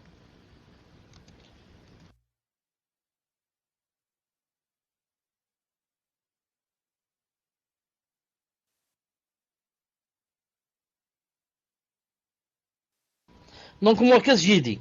J'ai dit que le prophète sallallahu alayhi wa sallam a dit que la foi se divisait en 72 shu'ba.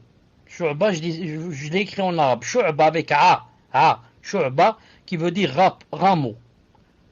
Lui, quand il m'a entendu son oncle, il m'a dit oui, 70 shurba.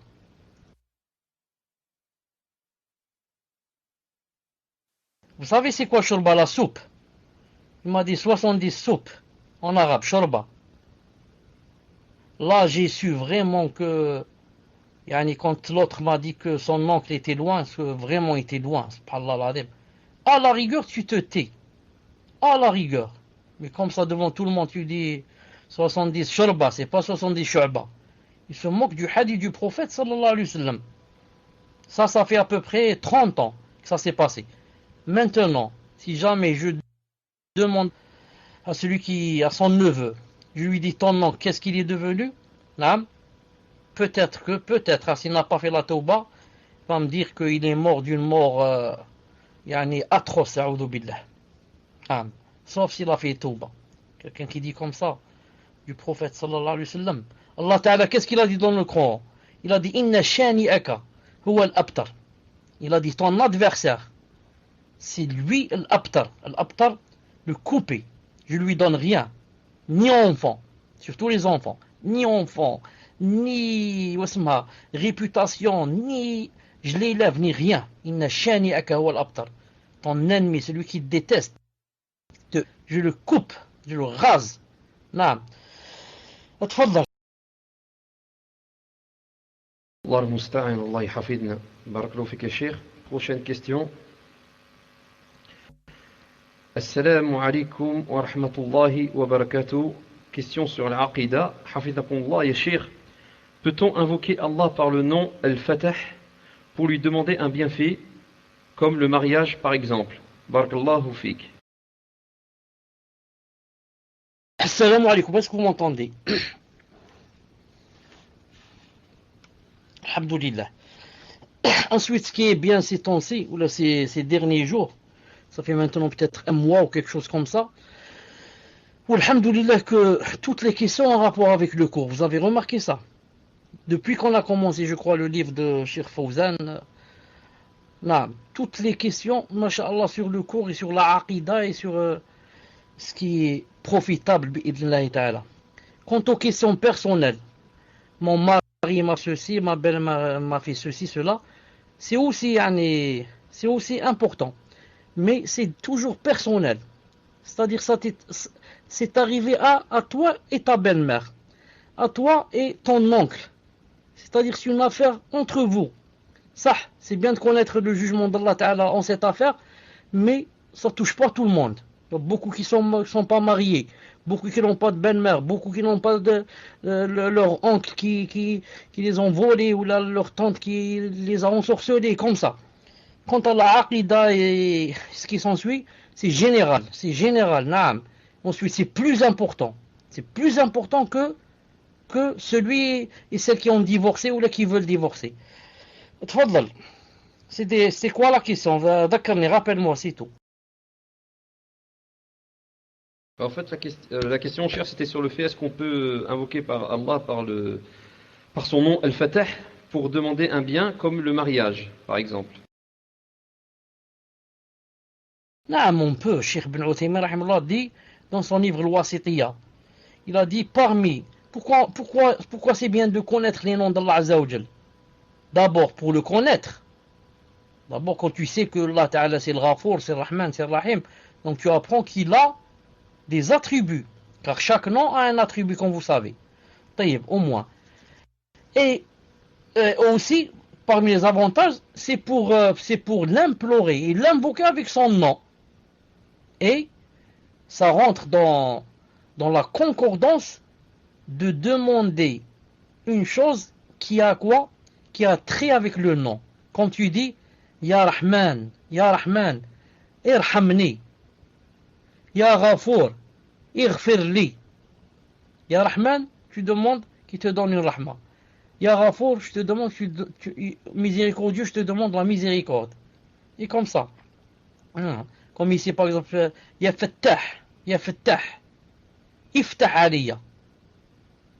نعم يا فتاح افتح عليا بالزواج افتح عليا بمنصب شغل يعني ouvre-moi l'issue du zawaj, ouvre-moi l'issue du travail, un travail halal, et comme ça يا فتاح افتح عليا بالأموال, l'argent, j'en ai pas, et comme ça c'est très bien et concordant que tu demandes, tu appelles Allah subhanahu wa ta'ala, tu l'invoques par le nom avec lequel tu veux demander ta chose, pour que ça concorde bi'idhnillahi ta'ala. C'est pas par exemple tu vas dire Ya Ghafour, oh toi le miséricordieux, je te demande de me marier. Ça marche pas bien, ça. Ya Ghafour, oh toi le pardonneur, marie-moi. Non, oh toi le pardonneur, pardonne-moi mes péchés. Pardonne-moi mes péchés. Ce n'est pas marie-moi ou bien donne-moi un travail. Tfaddal. Jazakallah khair, ya Cheikh. Prochaine question, question d'une sœur qui dit, donc ça se rapporte un peu avec ce que vous avez parlé tout à l'heure par rapport à la personne qui s'est moquée de la religion. Donc elle pose comme question, quel est le verdict de celui qui te dit, quand tu le rappelles à Allah et à son messager, on s'en fout de la religion, ou laisse-nous tranquille avec tes histoires de religion, sachant que cette personne refuse carrément tout ce qui vient du Coran et des hadiths, elle refuse de lire le Coran. Et elle dit même que ce sont des gens comme nous qui font détester aux autres la religion, est-ce du kufr, de l'apostasie ou de la moquerie? Aussi la personne a tenu ce genre de propos car je lui avais formellement interdit de faire la zina, sous mon toit, même si elle participe au loyer de la maison.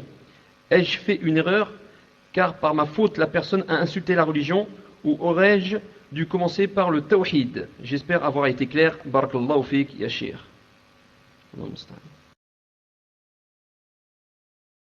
Il y avait toujours des coupures. Il y avait toujours certaines coupures. Dis-moi, est-ce qu'à la fin elle a dit que elle devait demander, elle dit si elle devait commencer par le tawhid. Donc je comprends que cette personne a fait une exhortation, à, disons, à une colocataire par exemple. Une personne qui habite avec elle et lui a fait une exhortation et surtout la blâmer à prohiber la zina, et l'autre n'a pas accepté, lui a dit Taïb. Qu'est-ce qu'elle a dit entre autres? Cette personne, qu'est-ce qu'elle a dit? Tu peux répéter qu'est-ce qu'elle a dit? Donc la personne a dit on s'en fout de la religion. Elle dit laisse-nous tranquille avec tes histoires de religion. Et sachant que cette personne refuse carrément ce qui vient du Coran et des hadiths. Elle dit aussi que ce sont des gens comme nous qui font détester aux autres la religion. Et donc la sœur demande est-ce que c'est du kufr, de l'apostasie ou de la moquerie? Regardez, quand elle dit est-ce que c'est du kufr ou de l'apostasie, ou de la moquerie, est-ce que c'est du kufr ou de l'apostasie? Pour que ça soit de l'apostasie, il faut que la personne soit musulmane. Or, celle qui a posé la question n'a pas dit est-ce que cette sœur ou cette personne est une musulmane qui prie et qui jeûne le ramadan et qui a intention d'aller au hajj si elle peut. Elle n'a pas dit ça. Nous, on va supposer qu'elle était une musulmane, cette personne. Les propos qu'elle a tenus sont très graves. Ce sont des propos qui font sorte de l'islam. Sauf que nous, on ne peut pas, comme ça, facilement, faire sortir des gens de l'islam. Mais on dit que les propos qu'elle a tenus, ce sont des propos qui font sortir la personne de l'islam. Il faut juste établir la preuve sur elle. Et ceux qui établissent la preuve, la plupart du temps, ce sont des savants. Car il se peut que cette personne ait des choubouettes. Et des choubouettes dans le sens où elle croit que ce que tu dis, toi, ou ce que tu fais, n'est pas de l'islam. C'est pas l'islam qui t'a dit de faire ça, mais ce sont des choses que tu as inventées. Et ça devient une grande chouba pour la personne. La preuve. Elle a bien dit à la fin que, voilà, un musulman ne prie pas. Ça n'existe pas ça. Al-Muhim. Je voulais dire, la preuve, qu'est-ce qu'elle a dit à la fin? Elle a dit, vous faites fuir des gens de la religion.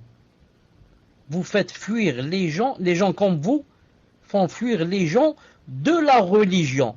Donc il y a la religion et vous, d'après elle, vous n'êtes pas sur la religion, vous inventez des choses. Naam, vous faites fuir les gens de quoi? De la religion. Donc vous, c'est pas l'islam. Vous êtes une secte, je ne sais d'où vous êtes venu, vous inventez des choses, etc. Comme pense beaucoup de nos parents, par exemple, et de notre famille. Donc beaucoup d'eux ont des choubouettes. Mais ce qu'ils disent, c'est sûr que ce sont des paroles très graves. Très très graves. Juste qu'on ne veut pas dire ils sont devenus kuffar. Si elle refuse tout ce qui vient du Coran, si elle refuse tout ce qui vient du Coran, en sachant que ça c'est du Coran, ce qu'on vient de dire, il n'y a pas un brin de doute qu'elle devient kafira, que la personne devient kafir. C'est pas s'il refuse tout ce qu'il a dans le Coran, s'il refuse seulement un verset du Coran. Mais il faut qu'il sache que ceci vient du Coran et non pas de toi qui invente des choses, toi l'extrémiste. Non, ça vient du Coran et qu'elle dise je n'accepte pas. Non, c'est faux, c'est du mensonge, comme ça. Mais il faut bien savoir qu'est-ce que ça veut dire refuser. Qu'est-ce que ça veut dire refuser? Il faut bien savoir qu'est-ce que ça veut dire. Je ne dis pas refuser, par exemple, ne pas pratiquer. Hein? Tu lui dis, écoute, Allah Ta'ala dit dans le verset, Surat Al-Nur, Surat Al-Ahzab, qu'il faut mettre le djilbab. Qu'est-ce que ça veut dire refus? Si elle te dit, je ne le mets pas, elle n'est pas kafira. Je ne le mets pas, c'est une pécheuse. Elle a fait un péché, un grand, de rester comme ça, dévoilée. Mais si elle te dit, non, c'est un mensonge, il n'y a pas de djilbab en islam, il n'y a pas de voile, tout ça c'est du khoroto. Dans ce cas, elle devient kafira, a'udhu billah. Mais si dans son cœur elle dit ça, c'est vrai ce que tu dis, c'est le djilbab, il est cité, mais je ne le mets pas. J'ai honte, je suis complexé, on rit de moi, on va me licencier du travail. J'aime que les hommes me voient, j'aime montrer ma beauté. Là, tout ce qu'elle a dit, elle est toujours musulmane. Elle reconnaît le statut du djilbab et elle suit ses passions. Elle dit que les hadiths que je lui porte sont faux. Naam, si elle dit que les hadiths que tu lui portes sont faux, c'est une grande chouba pour elle. C'est une excuse pour elle. Car elle croit qu'elle apporte des choses qui sont fausses. Naam, c'est pour ça on dit ce sont les savants qui établissent la preuve. Mais quand quelqu'un vient et c'est un savant qui lui parle, elle sait que le savant ne peut pas rapporter des hadiths faux. Il n'est pas fou, sinon ce n'est pas un savant. Et maintenant le savant lui dit, le prophète m'a dit telle chose et elle dit non. Il n'a pas dit, dans ce cas, elle devient kafira wal-'iyadhu billah. Je donne un conseil à cette sœur. Si tu peux patienter avec elle, patiente. Si tu peux l'exhorter davantage, exhorte. Si tu peux lui passer des livres, c'est pas la peine de parler beaucoup. Donne-lui des livres, peut-être qu'elle lit, elle lit. Si cette personne maintenant, ni ne veut lire ce que tu lui donnes, ni ne veut t'écouter, ni ne veut, je ne sais rien, entendre de toi, ce n'est pas obligé que tu lui parles et que tu lui fasses l'exhortation. Elle a dit, je ne veux pas, je n'accepte rien de toi. Donc, demande à Allah Ta'ala qu'il la guide.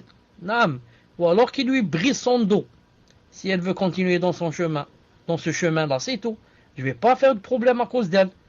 Moi, je vais voir comment sauver ma peau, comment apprendre le din. Et il y a des gens qui veulent entendre de moi. Il y a des gens qui me supplient pour que je le cite un hadith. C'est vers cela que je vais. Et je délaisse cette personne, cette mauvaise personne. Tfaddal.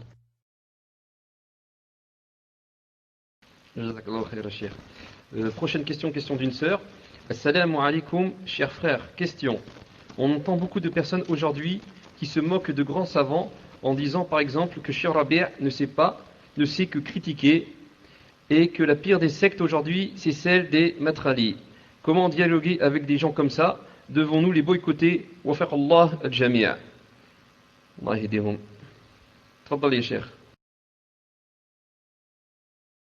Fawzi dit, et l'autre partie de la question. C'est quoi l'autre partie de la question? Jazakallahu khairan. C'est quoi l'autre partie de la question? Tfaddal. Avant de passer à la question des madakhila, comme on appelle ça. Madakhila. Ceux qui suivent Rabi' al-Madkhali. Hafidahullah ta'ala. Tfaddal. Je pense que l'autre partie de la question, ce que j'ai reçu, moi, c'est par rapport à ce qu'elle a fait une erreur, car par ma faute, la personne a insulté la religion, ou aurais-je dû commencer par le tawhid? J'espère avoir été clair. Barakallahu fik. Donc c'est pas, je pense que c'est, est-ce qu'elle aurait dû commencer par le tawhid? Voilà, cher. Non, je commence par le tawhid, comme a dit le prophète Mu'ad. Il a dit commence par le tawhid, ensuite la salat, zakat, etc. El-Muhim. Mais, à condition que je ne vois pas un grand cœur devant moi. Si je vois maintenant quelqu'un qui va faire un grand péché devant moi, boire de l'alcool, je commence pas par le tawhid, je lui parle de l'alcool. Je lui dis, écoute, l'alcool c'est haram. Hein, je lui cite les dalils, etc. Et ensuite, on parle de tawhid. Donc maintenant, si elle disait qu'il y avait une personne qui fait la zina, dans le même appartement qu'elle, je lui dis que la zina est haram.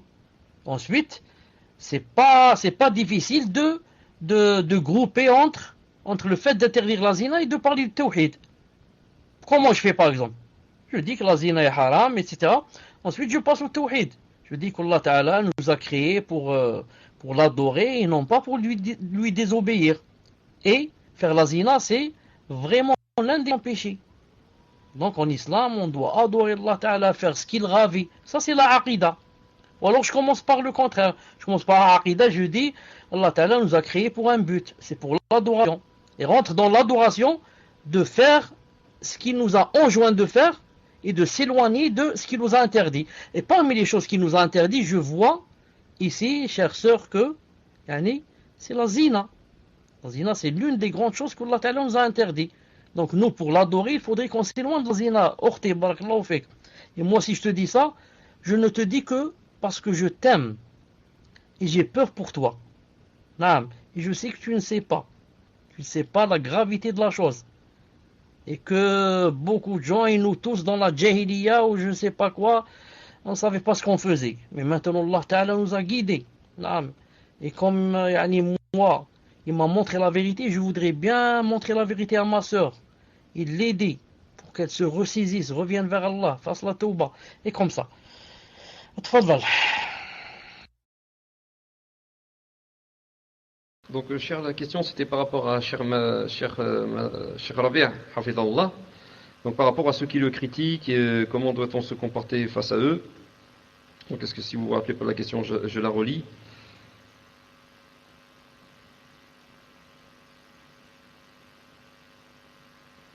Je relis la question, Mike, d'accord, très bien. Il n'y a pas une personne qui puisse être en même temps salafi et en même temps critiquer Cheikh Rabi' hafidahullah. Ça n'existe pas, ça marche pas ensemble. Ça marche pas ensemble. On ne peut pas joindre entre ces deux choses opposées.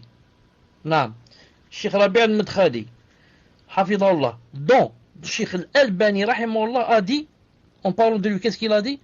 Il a dit, c'est lui qui de nos jours porte l'étendard du jarh et du ta'dil, de la critique et de l'éloge. Il a dit ça. Qui a dit ça? Cheikh al-Albani. Cheikh al-Albani. Et qui te dira c'est qui Cheikh al-Albani? Il dit Cheikh Rabi', c'est lui de nos jours qui porte l'étendard de la critique et de l'éloge, le jarh ou ta'dil. Et toi tu viens le critiquer. Ensuite, toute personne qui critique Cheikh Rabi' hafidahullah, ou bien parce qu'elle n'est pas salafi, donc elle a de la haine envers lui, ou bien c'est une personne ignorante. On lui a fait avaler que Cheikh Rabi' c'était quelqu'un de très, comment dirais-je, disons très dur, que tu fais une petite faute, il dit de toi, tu n'es plus salafi. Juste tu te trompes. Tu ne mets pas le siwak ou tu n'as pas le qamis ou allez, tu n'es plus salafi. Il croit que Cheikh Rabi' c'est de ce genre. Et bien sûr, ceux qui pensent comme ça de lui se trompent beaucoup. Cheikh Rabi' hafidahullah, si vous saviez combien il patiente avec les gens qui font les grandes erreurs dans le minhaj, et les ikhwan, et les tablir et je ne sais qui, combien qu'il patiente avec eux avant de donner la sentence finale que c'est un mubtadi'. Parce qu'il lui écrit plusieurs fois. Il lui envoie des... Vous connaissez quelqu'un qui s'appelle Abdurrahman Abdel Khaliq? Dites-moi si vous connaissez Abdurrahman Abdel Khaliq. C'est un Égyptien. C'est un Égyptien qui vivait au Koweït. Quand j'étais moi là-bas, il vivait au Koweït. Et quand je suis maintenant rentré en Algérie, j'ai appris que on lui a donné la nationalité koweïtienne. Il est devenu koweïtien, car il était marié déjà à une koweïtienne. El-Mohim, celui-là a étudié avec Cheikh Rabi' dans la même faculté en Arabie Saoudite. Et c'était des amis, ils faisaient la da'wa ensemble. Ensuite, celui-là, Abdurrahman Abdul Khaliq, est allé vivre. Et à la fin, il commençait à aller en Égypte, car c'était interdit pour lui d'entrer en Égypte. À la fin, quand Moubarak est tombé, il commençait à aller en Égypte, etc. Maintenant, il est quoi? Zama au Koweït, c'était le leader des salafistes. Et lui, il dit, c'est moi qui ai propagé la salafia au Koweït. Comme ça, lui, il dit.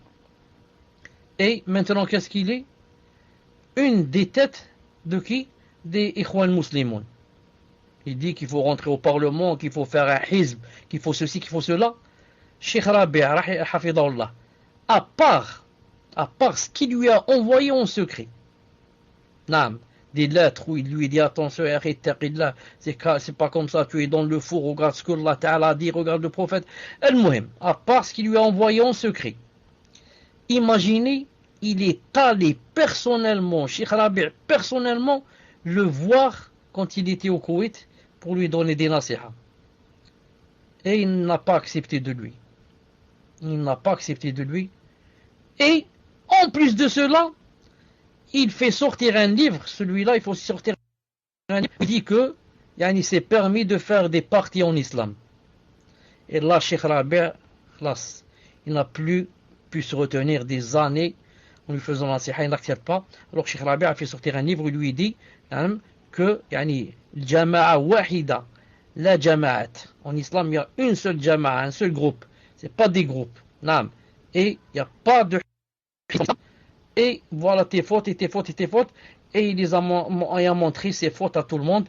Il dit de lui maintenant que c'est un mubtadi'.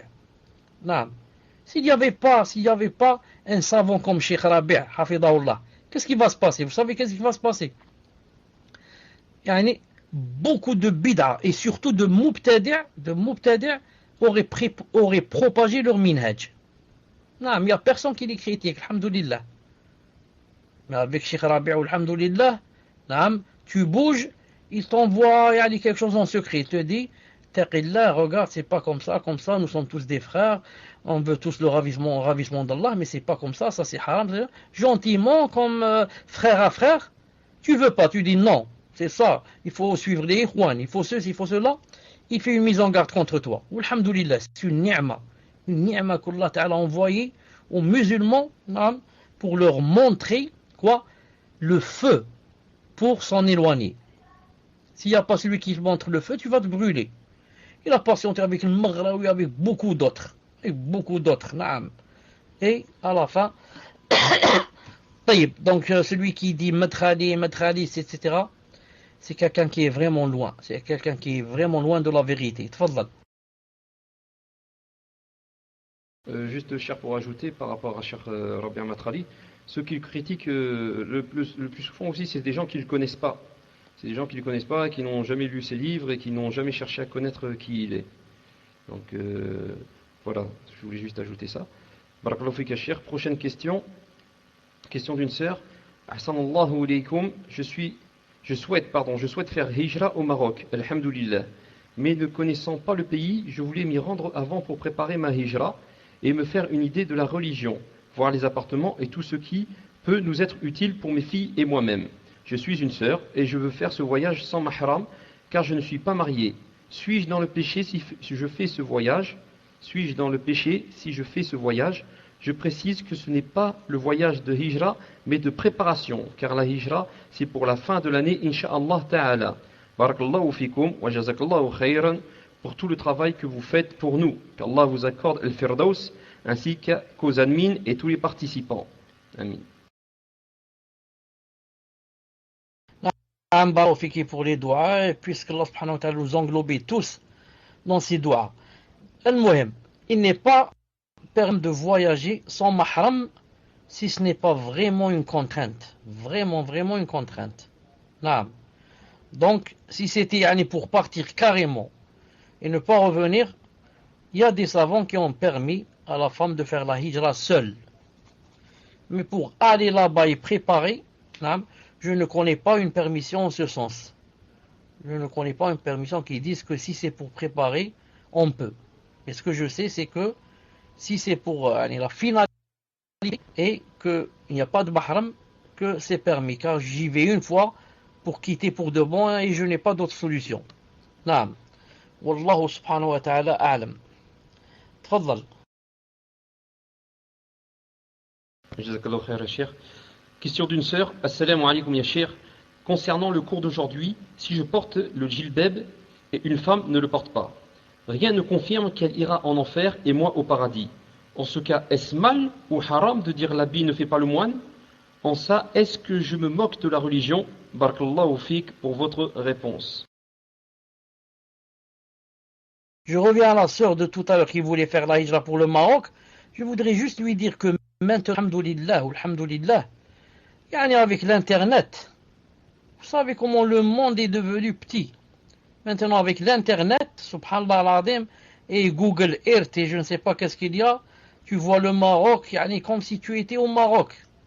Tu vois la ville, l'appartement, le numéro de la porte, tu vois tout. Donc il suffit d'avoir, puisque tu es une sœur, de faire connaissance avec une sœur qui est au Maroc. Une sœur qui est au Maroc, tu fais relation avec elle, il y a des forums, voilà, des personnes qui ont des forums sur la hijra. Tu fais connaissance avec une sœur qui est marocaine et c'est elle qui, là-bas, elle te fait tout. Elle t'envoie des vidéos qu'elle filme pour te montrer où se trouve l'appartement, comment qu'il est, elle le visite, elle prend des vidéos à l'intérieur ou des photos à l'intérieur de l'appartement, elle te les envoie. Ceci, cela, naam. Voilà la distance qu'il y a entre cet appartement et la mosquée, ceci, cela. Et alhamdoulilah, tu as devant toi une année ou là pour préparer bi'idhnillahi ta'ala. Donc on va à l'autre question, c'était quoi cette question? L'habit ne fait pas le moine. Et j'ai pas entendu le début.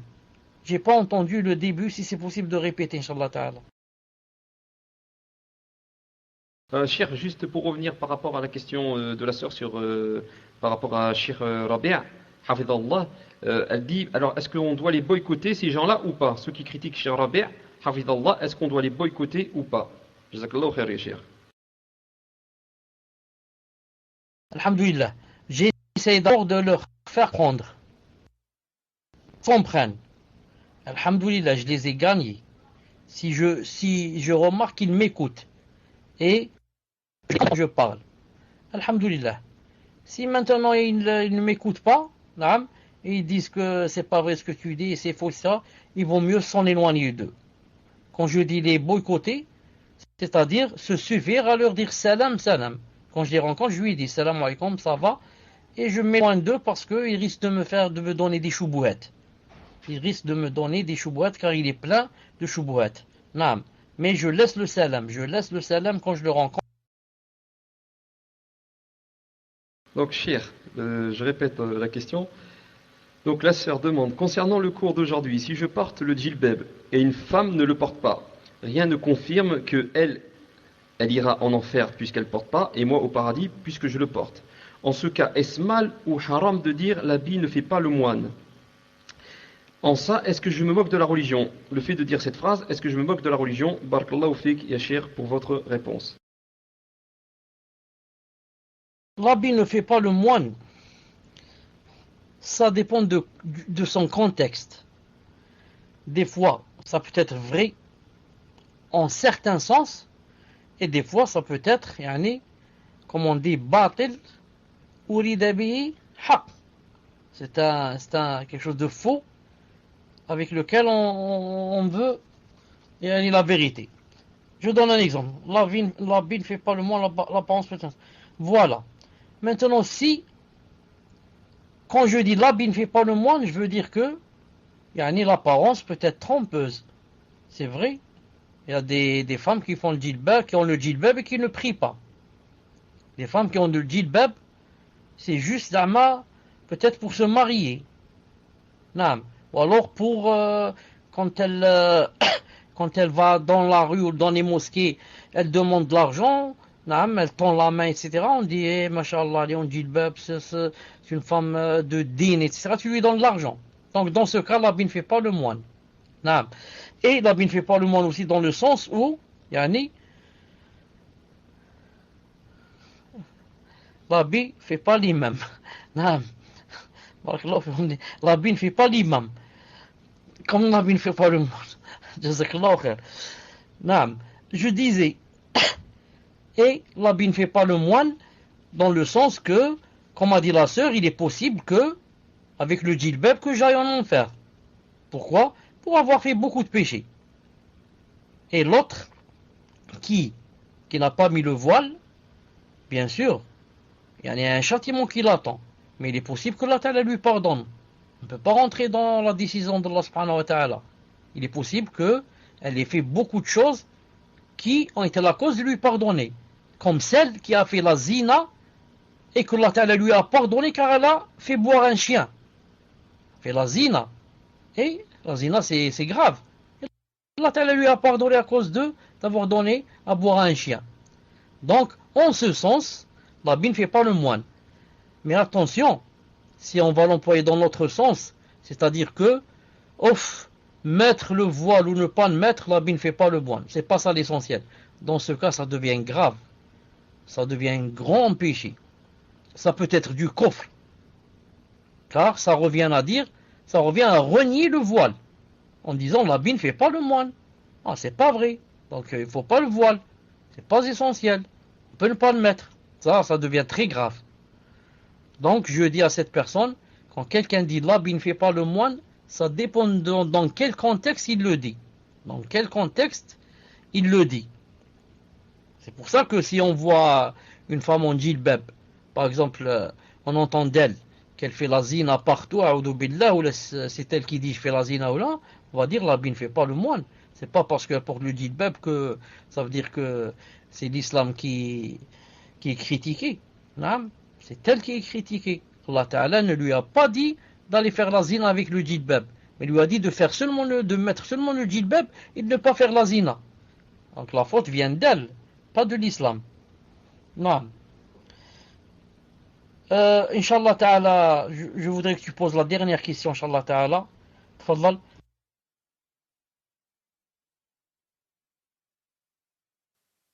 D'accord, Cheikh Barakallahu Fik, nous avons très bien compris. Donc, par rapport au djilbab, l'habit ne fait pas le moine. Donc, prochaine question. Assalamu alaikum, comment savoir lorsqu'on aime une personne plus qu'Allah et que faire pour y remédier et comment savoir si on a réussi à y remédier? Jazakallahu khair.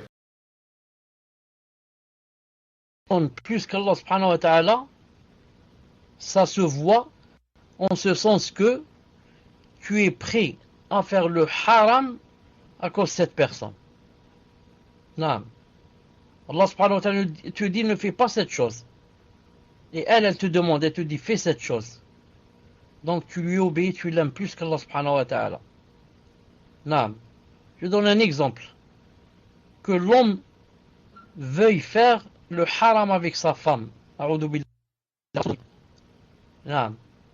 Et elle sait qu'Allah Ta'ala n'aime pas cette chose. Et qu'elle devrait aimer Allah Ta'ala qui n'aime pas cette chose. Et pas, elle le laisse faire, elle dit, qu'est-ce que tu veux, j'aime mon mari. Moi j'aime mon mari et j'aime pas l'énerver, j'aime pas comment on dit cette phrase, j'aime pas, c'est-à-dire, bon c'est pas l'énerver, mais, comment on dit le verbe, le contrarier. Jazakallah khair. Moi, j'aime pas le frustrer, le contrarier, je sais pas quoi. Donc, celle-là, elle aime son mari plus qu'Allah Ta'ala. Allah Ta'ala lui a dit, ça c'est haram, c'est un grand péché. Vois celui qui a fait ça, mécru en moi, comme dans le hadith. Même si c'est la petite mécréance. Et elle a préféré, tfarrah. Tfarrah, c'est-à-dire égayer son mari. Faire rentrer la joie dans le cœur de son mari en le laissant faire une chose pareille. Donc c'est vraiment grave. Mais maintenant si elle lui dit non, quitte à divorcer, ça veut dire quoi? Elle aime Allah Ta'ala plus que toute autre personne, plus que son mari, qui est cher pour elle. Mais quand c'est le haram, c'est haram. Allah Ta'ala interdit. Je dois aimer Allah Ta'ala plus que mon mari plus que toute autre personne. Voilà à peu près un exemple. Wallahu ta'ala a'lam. Aujourd'hui, c'est quoi? C'est samedi ou c'est mercredi? Si c'est une personne qu'on aime beaucoup, trop, sans s'en rendre compte pour son comportement. Non, non, c'est pas ça. Aimer une personne beaucoup, non, ça n'a rien à voir avec, yani je l'aime plus qu'Allah, c'est pas vrai. J'aime beaucoup ma grand-mère, j'aime beaucoup mon voisin qui est très gentil, je pense beaucoup à lui, je voudrais lui faire des cadeaux. Ça n'a rien à voir avec l'amour d'Allah Ta'ala. Mais si maintenant, yani, à cause de mon voisin, je vais faire des choses qui sont haram, etc., non, vous avez compris. Mais aimer une personne et l'aimer beaucoup, ça n'a rien à voir avec l'amour d'Allah subhanahu wa ta'ala. On est mercredi, donc on va se rencontrer, inshallah ta'ala, samedi. Subhanak Allahumma bihamdik. Ashhadu an la ilaha illa ant astaghfiruka wa atubu ilayk.